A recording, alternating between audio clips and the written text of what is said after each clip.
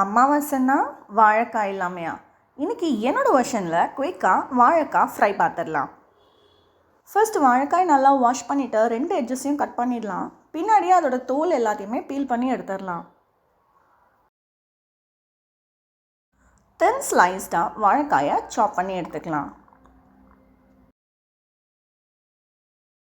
தென் slice பண்ணியிருக்கிற வாழைக்காயை தண்ணியில் ஒரு வாட்டி ரின்ஸ் பண்ணிக்கலாம்.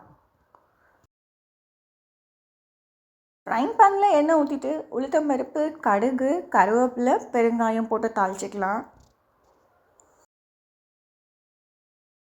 இந்த ஸ்டேஜில் சாப் பண்ணி வச்சுருக்கிற வாழைக்காயை ஆட் பண்ணிவிட்டு மஞ்சத்தூள், உப்பு போட்டு நல்லா ஃப்ரை பண்ணிக்கலாம்.